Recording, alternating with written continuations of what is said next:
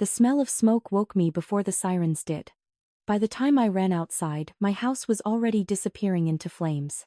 Across the street, my sister was watching. She thought she had destroyed everything. What she didn't know was I had already prepared for this. I'm Ramona Scott, 30 years old, a software engineer living alone in a quiet residential area in Omaha, Nebraska. From the start, my sister and I clashed back in preschool. We'd fight over toys until one of us ended up scratched and screaming. In elementary school, she always claimed the bigger room, and our parents let her have it, saying she needed the space more. By our teens, it was constant battles over grades and allowance. She'd get praised for average effort while I busted my butt for straight A's and got told to toughen up. That favoritism fueled years of resentment, pushing me to grind through jobs and save every penny for my own house, a clean break from the chaos. But when she demanded I sign it over, insisting her family deserved it, I shut her down cold. No way. I snapped. That's when the harassment kicked in: endless messages, online smears, and her forcing her way into my space like she owned it. I saw the storm building and got ready. The fire. Her ultimate strike, but I was one step ahead, and it all exploded in her face. If you've faced sibling rivalry that turns vicious and backfires spectacularly, smash that like button, subscribe for more intense family stories, and hit the bell. You won't want to miss the shocking details coming up. A week earlier, I hosted a family gathering in the living room of my new house in Omaha. My sister Henrietta Brooks arrived early with her husband Waldo Howard and their son Reuben Sanders in tow. She threw the rooms like she was appraising the place for sale, commenting on the layout and how perfect it would be for a growing family. Reuben ran around touching everything, while Waldo hung back near the door, arms crossed, scanning the space with a nod as if approving her inspection. I tried to steer the conversation to casual topics, but Henrietta cut straight to her point after everyone settled on the couches. She leaned forward, eyes fixed on me, and said she needed the house more than I did.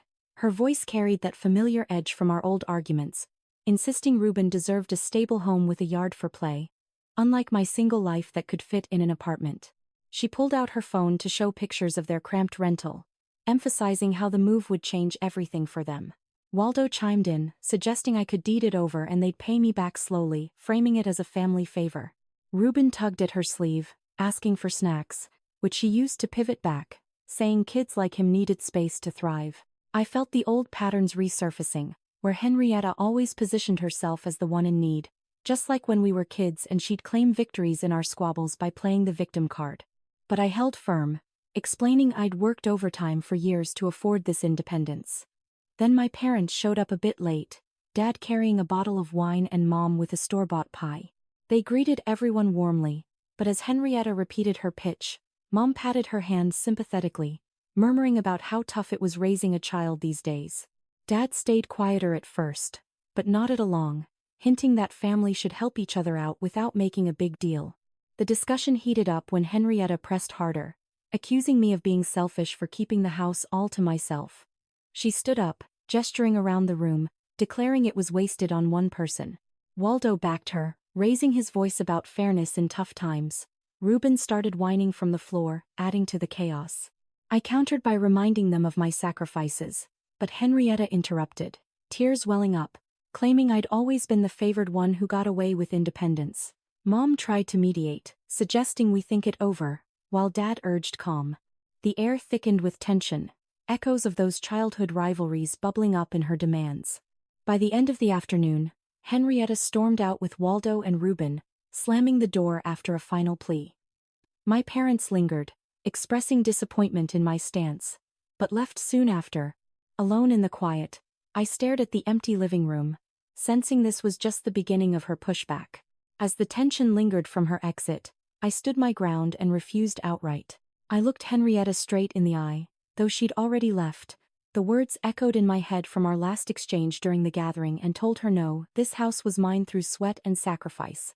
She exploded, her face flushing red as she paced the room, yelling that I was heartless for denying her son a better life. Reuben needs this stability, she shouted, pointing at him where he sat quietly on the floor with a toy car. Waldo jumped in, his tone sharp, arguing that as the older sibling with a family, she had priority and I should see reason. He leaned against the wall, gesturing emphatically, claiming it was only fair since they'd been struggling with rent hikes. Mom interjected softly at first, placing a hand on Henrietta's arm, suggesting I reconsider because blood ties meant sharing burdens.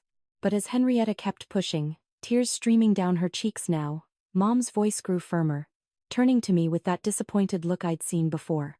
"Ramona, think about your nephew," she said, her words carrying the weight of past favoritism that always tilted toward Henrietta.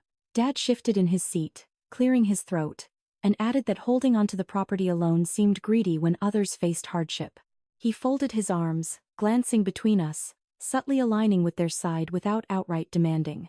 The argument escalated as Henrietta circled back, her voice rising, accusing me of hoarding space while her family crammed into a tiny apartment. She slammed her hand on the coffee table, rattling the pie plate, and demanded I sign the deed transfer right then to prove I cared about kinship. Waldo nodded vigorously, proposing a lowball monthly payment plan as if that sweetened the deal. Reuben started fidgeting more, sensing the anger, which Henrietta used to her advantage by scooping him up and saying, "See what you're doing to him?" I fired back, detailing how I'd skipped vacations and worked weekends to build equity, refusing to let guilt erode my boundaries.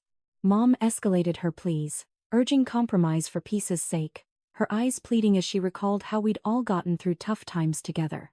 Dad backed her, his brow furrowed, insisting family obligations trumped personal gains and that I owed it to them after years of support, though that support had always flowed unevenly. Henrietta seized on their words, her tone venomous now, labeling me ungrateful and isolated. The room filled with overlapping voices, accusations flying, until I raised my hand to stop it, stating firmly that the discussion was over and they needed to leave if they couldn't respect my decision. Reuben whimpered as Waldo gathered their coats, the air thick with unresolved fury. Mom hugged Henrietta goodbye, whispering encouragement, while Dad gave me a stern nod before heading out. I locked the door behind them, my heart pounding from the confrontation, knowing this rift ran deeper than just the house. After the gathering, Henrietta started her harassment campaign. She fired off a barrage of texts that night, calling me selfish and posting vague rants on social media about ungrateful relatives hoarding resources. By morning, her online attacks escalated with screenshots of our family chat twisted to make me look bad, tagging mutual acquaintances to stir sympathy. Waldo called later that day, his voice low and threatening, offering to rent the house at a fraction of its value or face consequences like badmouthing me to extended family. I blocked his number, but the messages kept coming through other apps, including anonymous accounts echoing her complaints. Then came the in-person push. Henrietta showed up unannounced the next evening, bags in hand, claiming their apartment had a sudden plumbing issue and begging to stay just for a night. Reluctantly, I let her in with Reuben, figuring it might diffuse things without escalating further. But by day 2, she brought more clothes and toys, spreading them across the guest room without asking, even stacking boxes in the corner as if settling in. Reuben's stuff cluttered the hallway, and she helped herself to my kitchen supplies like it was routine, brewing coffee and leaving dishes piled up.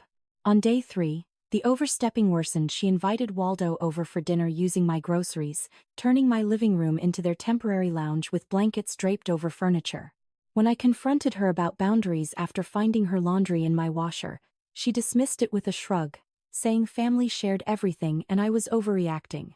By day 4, their presence felt invasive. Henrietta rearranged shelves to store Reuben's snacks, and Waldo parked his car in my driveway overnight, blocking my spot. Arguments flared daily, me demanding they leave by evening, her countering with sob stories about their tight finances and how one more day wouldn't hurt. Day 5 brought peak tension. She arrived with even more boxes containing household items, declaring they'd stay until I came to my senses about the deed and helped them out properly. Reuben's cries filled the house during our shouts as she accused me of lacking compassion, while Waldo loomed in the background, muttering warnings about legal options like small claims if I forced them out abruptly. I shared the escalating mess with my friend Rhonda Diaz over a quick call, who advised documenting everything through photos and notes while standing firm against the manipulation. The constant intrusion wore me down with sleepless nights from their noise, but it sharpened my resolve against their escalating tactics, pushing me to plan countermeasures. Henrietta finally packed up on day 6 after a blowout where I threatened to call authorities for unauthorized occupancy, storming out with accusations of betrayal and vowing I'd regret it. Waldo grabbed the last bag, glaring as they drove off into the snowy street.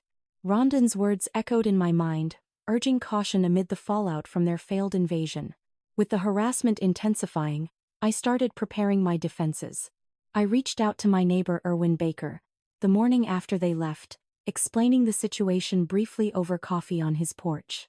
He agreed without hesitation, pulling out his toolkit and helping me install hidden cameras around the property's perimeter, focusing on entry points like the front door and garage. We positioned them discreetly behind bushes and under eaves to capture any suspicious activity without alerting passersby. Erwin tested the feeds on his phone app, ensuring real-time alerts would ping me directly if motion triggered them. His practical advice calmed my nerves somewhat, reminding me that community watch programs in our neighborhood often deterred trouble. Next, I contacted my insurance agent to upgrade my policy, adding extra coverage for potential damages and liability in case things turned uglier. The agent walked me through options over the phone, recommending riders for vandalism and theft that bumped my premium but provided peace of mind. I signed the digital forms that afternoon, paying the upfront fee to activate immediately, knowing documentation would be key if push came to shove. To bolster my position further, I researched basic legal steps online, downloading templates for cease and desist letters and noting local ordinances on harassment in Nebraska. I even scheduled a consultation with a low-cost attorney through a referral service, jotting down questions about property rights and restraining orders during the call. That evening, my phone rang with Mom on the line, her tone laced with concern as she urged me to apologize to Henrietta for the blowout. She described how upset my sister remained, painting me as the instigator who needed to mend fences for family harmony. Dad joined halfway through, his voice gruff over speakerphone, insisting I owed Henrietta consideration after all she'd endured lately with financial strains. Their words piled on, evoking guilt by referencing shared holidays and implying my refusal fractured our bonds irreparably. I pushed back gently at first, outlining how her actions crossed lines, but Mom interrupted with sighs, questioning my empathy toward Ruben's well-being. The pressure mounted the following day when they called again, this time with Henrietta conferenced in briefly, her accusations flying about my supposed coldness. Mom mediated, pleading for a sit-down to hash things out, while Dad emphasized traditional values of support among kin. Each conversation drained me emotionally, stirring doubts despite my resolve as they alternated between subtle manipulation and direct appeals. I ended the calls politely but firmly, refusing to budge, yet the repeated attempts left me on edge, second-guessing every notification ping. Erwin checked in later that week, confirming the cameras worked flawlessly after a test run, which reassured me amid the family's onslaught. The attorney meeting went smoothly, providing tips on logging incidents and building a paper trail without escalating prematurely. Upgrading those safeguards felt empowering, countering the mounting stress from their persistent demands.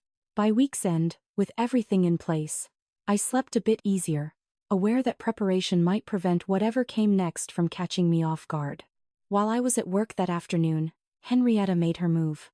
I sat at my desk reviewing code when the first alert hit my phone, a sharp vibration from the camera app notifying motion at the front door. I opened the live feed and saw her pulling up in her car, glancing around the quiet street before stepping out with a small bag in hand. She approached the porch, hesitated for a second, then used the spare key she'd taken during her stay without my knowledge. The feed switched to the interior camera as she slipped inside, closing the door quietly behind her. I froze, heart racing, watching her move through the living room like she belonged there. She set the bag down and began rummaging in the kitchen, pulling out a bottle of lighter fluid from under the sink, the one I'd bought for the grill last summer. She poured it generously over the couch cushions, the curtains, even splashing some along the baseboards. The cameras captured every deliberate step, her lighting a match, dropping it onto the soaked fabric, then another on the rug. Flames erupted almost instantly, spreading fast across the dry winter air inside the house. Smoke billowed up, triggering the detectors within seconds. I bolted from my chair, grabbing my keys and coat, dialing 911 as I ran to my car. The operator picked up quickly, and I reported the fire at my address, mentioning I had live footage showing my sister starting it. Sirens wailed in the distance by the time I sped home through the snowy streets, the neighborhood lights blurring past. My mind raced with flashes of her face on the feed, calm, almost satisfied as she backed toward the door. I pulled up to see thick black smoke pouring from the windows, flames licking the siding. Fire trucks arrived moments later, firefighters unloading hoses while neighbors gathered across the street. I pushed through the crowd, spotting Henrietta standing on the opposite sidewalk, arms folded, watching the blaze with a blank expression. Our eyes met briefly. She didn't run, just stared as if waiting for my reaction. The firefighters contained the fire before it consumed everything, but the damage was severe: charred walls, collapsed ceiling in parts, water everywhere from the hoses. Police showed up next, taking statements from witnesses. I handed over my phone with the camera footage queued up, explaining the harassment leading to this. An officer reviewed it on site, nodding grimly as the clip played Henrietta's actions in clear view. Henrietta remained on the scene, protesting when officers approached her, claiming it was an accident or that I was framing her. But the video left little room for doubt. They cuffed her right there on the snowy lawn, reading her rights while she shouted denials toward me and the gathering crowd. My parents arrived shortly after, alerted by neighbors, Mom gasping at the sight and rushing to Henrietta's side before police intervened. Dad stood silent, face pale. As the reality sank in, I watched from the curb, the cold biting through my coat, as they loaded her into the squad car. The house smoldered behind me, a stark reminder of how far she'd gone. Yet the footage in my pocket felt like the only solid ground left under my feet. The firefighters stepped back as the police took over the scene. 2 officers approached me first, one with a notepad and the other holding a radio. I handed over my phone immediately, the footage already queued to the moment Henrietta lit the match. They watched it together on the small screen, expressions hardening with each second of the clip. The lead officer nodded once, then asked for my statement while the other coordinated with the fire marshal to secure the property.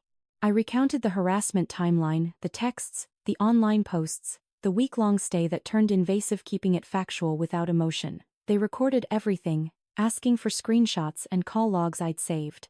Henrietta stayed rooted across the street, arms still crossed, watching as officers moved toward her. When they reached her, she started talking fast, claiming the fire started from a faulty outlet or that I'd left something flammable out. The officers let her speak, then showed her the video on their body cam. Her face changed, eyes widening, mouth opening in protest. She denied it was her, said the footage was edited or someone else wore similar clothes. But the timestamp matched, the bag she carried was recognizable, and her car plate was visible in the driveway feed. They placed her under arrest right there on the sidewalk. She struggled briefly as the cuffs clicked, shouting toward me that this was a setup and I'd pay for it.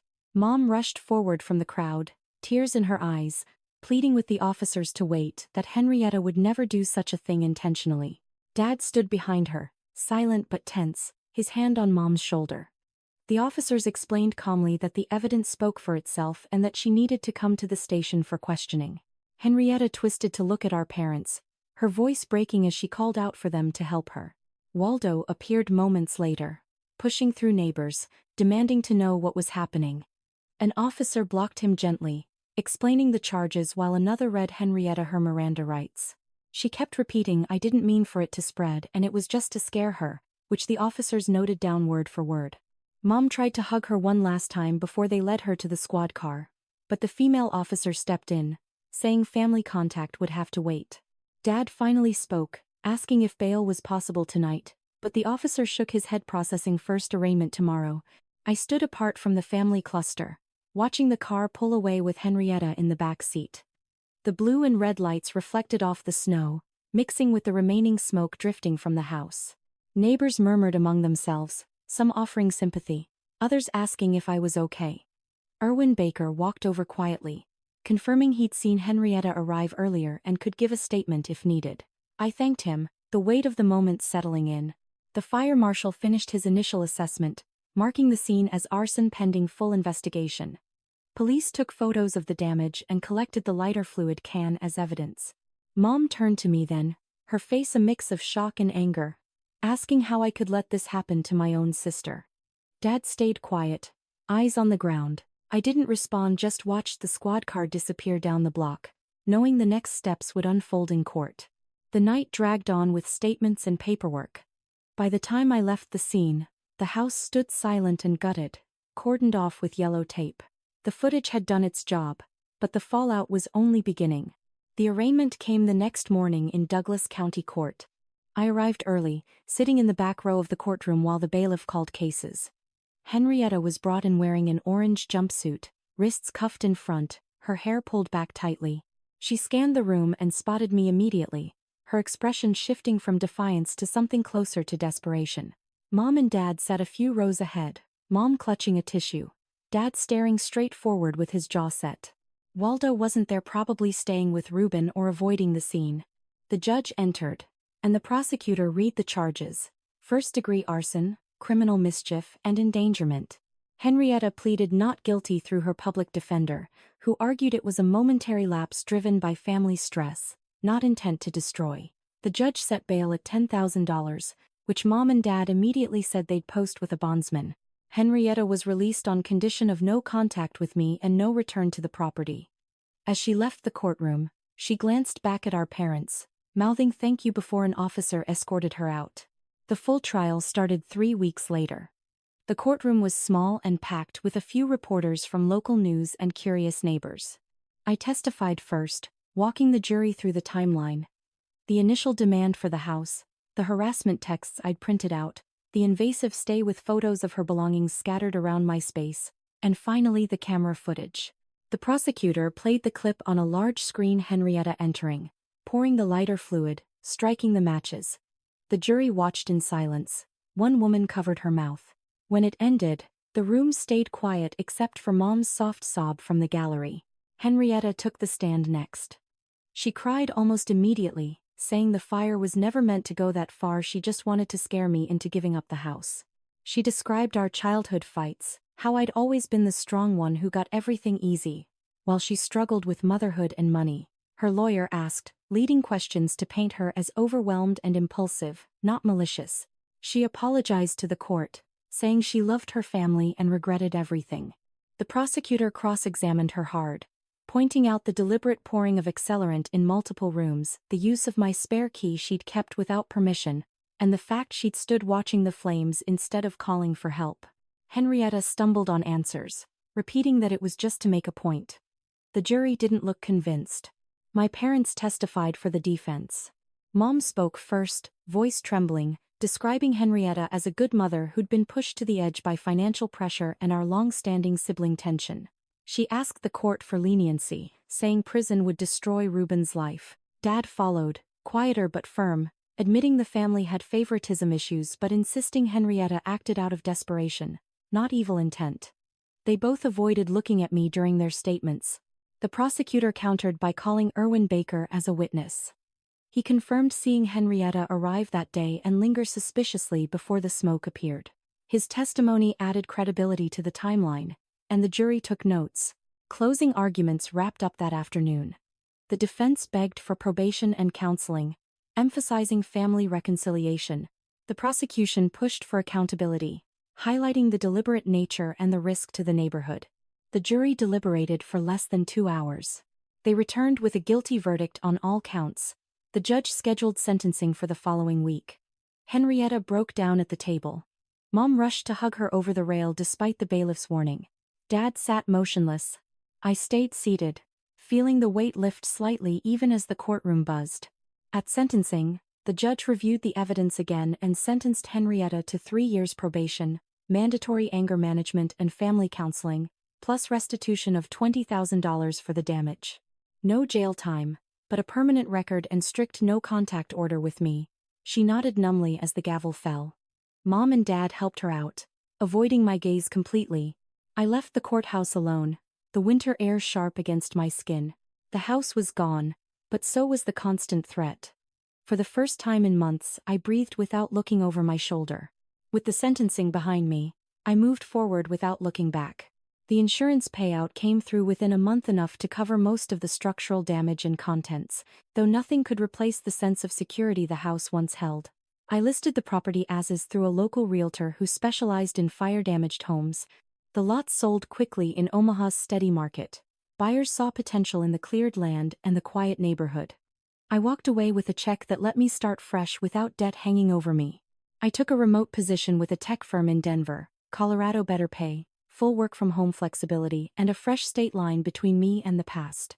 Packing what little remained: clothes, laptop, a few photos I still wanted took 1 weekend. I donated the rest, loaded my car, and drove west on I-80 as the Nebraska plains gave way to the Rockies. No goodbye calls, no final messages. I blocked every family number and social account the day after the trial ended. Mom tried reaching out once through a mutual cousin, leaving a voicemail about forgiveness and family healing. I deleted it without replying. Dad never contacted me directly after the courtroom. Henrietta finished her probation quietly. Last I heard through a distant relative, she and Waldo moved to a smaller place in Lincoln, focusing on Reuben and counseling. I didn't ask for details and didn't want them. The first few months in Denver felt strange, empty evenings in a new apartment. No familiar voices pulling at old guilt. But the silence grew comfortable. I started hiking on weekends, joined a local running group, even dated casually without the weight of family expectations.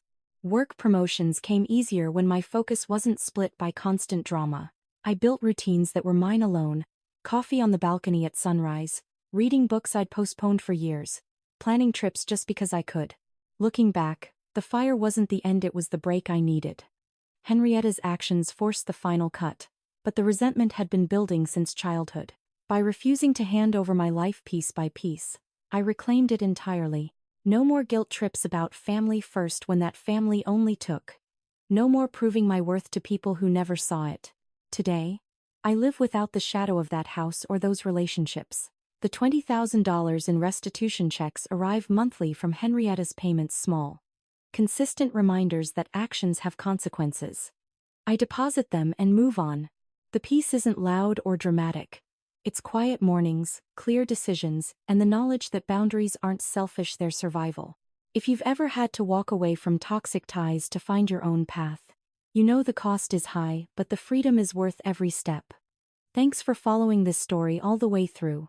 If it resonated, drop a like, subscribe for more real-life family dramas, and share your own experiences in the comments below. See you in the next one.